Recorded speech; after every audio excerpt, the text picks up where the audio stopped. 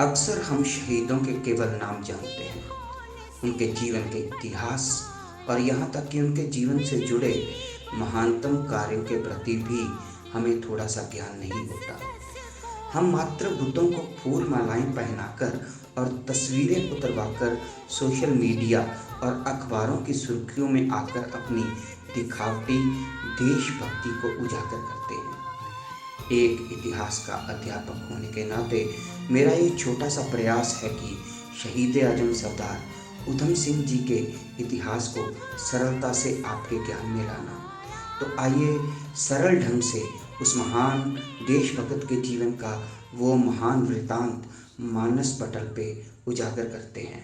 तो आज़ादी के उस महानतम संघर्ष में मुख्य नायक थे सरदार उधम सिंह जी, और उनके सीने में यह आग तब धधकती है जब जलियांवाला बाग में अंग्रेजी बर्बरता का नंगा नाच होता है।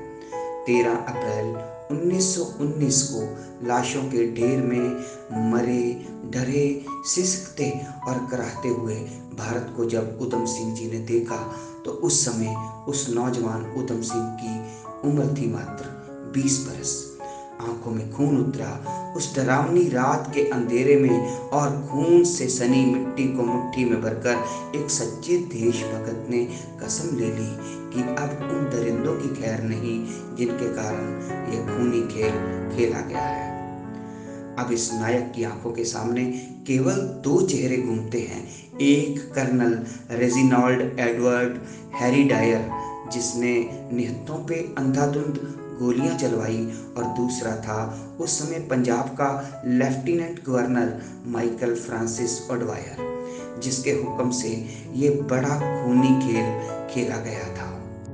ये पूरी कहानी है ऐसे बदले की जिस बदले का फिरंगियों ने कभी तस्वुर भी नहीं किया था। एक नायक और दो खलनायकों के गिर्द घूमती है ये बदले की शौर्य गाथा।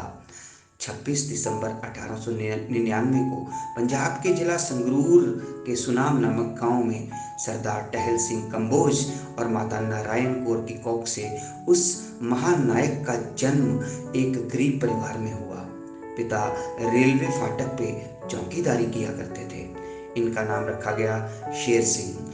शेर सिंह नामक बालक पे दुखों का पहाड़ तो बचपन में ही टूट पड़ा था जब वो मात्र 8 बरस की उम्र में ही अनाथ हो गया था और आ पहुंचा था अमृतसर के खालसा यतीम खाने में अपने छोटे भाई साधु सिंह के साथ। यहीं पे दोनों भाइयों का नया नामकरण होता है। शेर सिंह को उधम सिंह और साधु सिंह को मुक्ता सिंह का नया नाम मिलता है। तो गदर पार्टी का यह नायक निकल पड़ता है दो ऐसे राक्षसों का वध करने जो खूनी खेल खेल कर 7 समंदर पार जा चुके थे। एक अनाथ और गरीब उधम सिंह में उधम तो था ही जो विदेशों में जाने से उन्हें रोक न सका। गदर की आग को जलाता जलाता वो फिरंगियों की उस धरती पे जाने के लिए बेताब था जहाँ पे दो खलनायक डायर और माइकल ओडवायर आराम की सांसें ले रहे थे। और फिर 24 जुलाई 1927 को डायर कुदरती सजा को भोगता हुआ ब्रेन हेमरेज से मर जाता है। उधम सिंह इस बात से कुछ दुखी थे क्योंकि वह उस कुत्ते को खुद मौत की घाट उतारना चाहते थे, लेकिन उनका सबसे बड़ा गुनाहगार माइकल ओडवायर अभी जिंदा था और उसी की मौत बनकर उधम सिंह जी ने साल 1933 को इंग्लैंड में जाली पासपोर्ट के जरिए कदम रखा। एक लंबा इंतजार करते रहे उधम सिंह और आखिरकार वो दिन आ गया जिसका उन्हें बरसों से इंतजार था। तारीख 13 मार्च 1940। जब लंदन जागा तो चारों तरफ बर्फ की चादर फैली हुई थी। उधम सिंह ने अपने वार्डरोब से स्लेटी रंग का सूट निकाला और उन्होंने अपने कोट की ऊपरी जेब में अपना परिचय पत्र रखा जिस पर लिखा था राम मोहम्मद सिंह आजाद, 8 मॉटिंगटन टेरेस, रीजेंट पार्क, लंदन।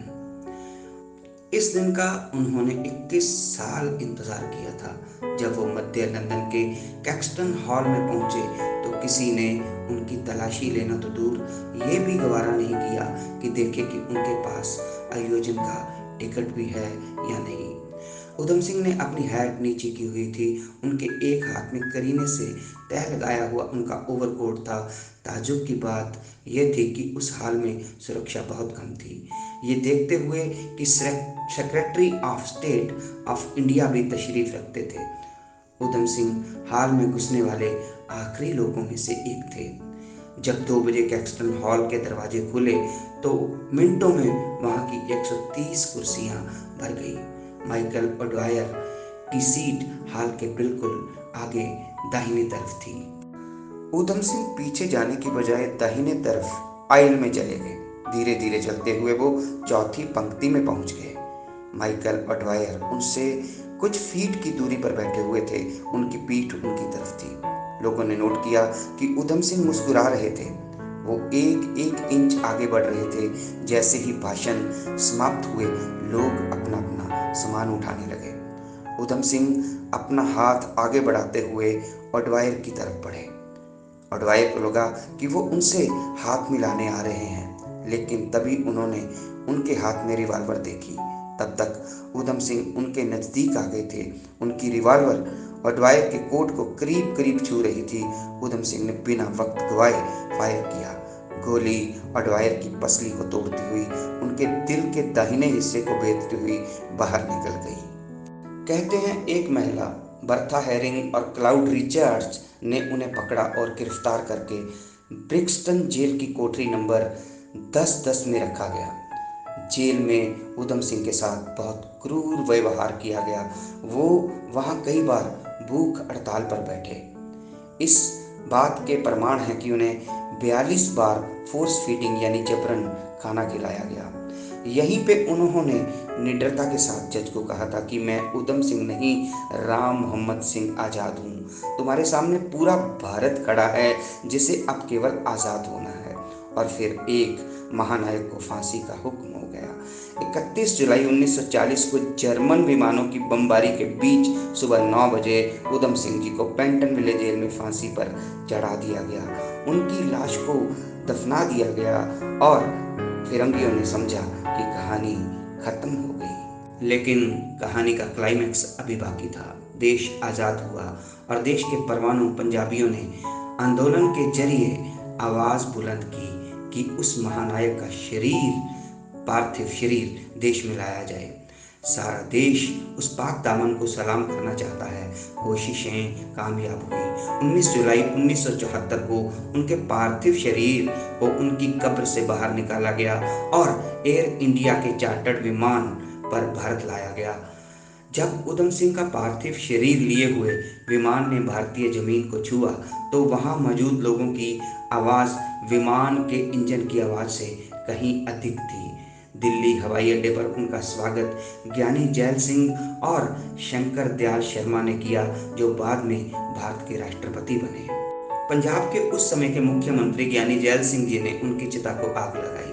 2 अगस्त 1974 को उनकी अस्थियां इकट्ठी की गई। उनको 7 कलशों में रखा गया। उनमें से एक को हरिद्वार, दूसरे को कीरतपुर साहिब गुरुद्वारा और तीसरे कलश को रोजा शरीफ भेजा गया, जिससे कि राम मोहम्मद सिंह नाम को एक संपूर्णता मिली। 3 कलश उनके पैतृक जन्म स्थान में रखे गए। आखिरी कलश को 1919 के हुए नरसंहार के स्थल जलियांवाला बाग में रखा गया। 2018 में जलियांवाला बाग के बाहर उधम सिंह जी की मूर्ति लगाई गई। उनमें उनको अपनी मुट्ठी में खून से सनी मिट्टी को उठाए हुए दिखाया गया है। तो ये थी वो अमर गाथा जिसका मैंने आप सबके साथ विस्तार पूर्वक वर्णन किया है।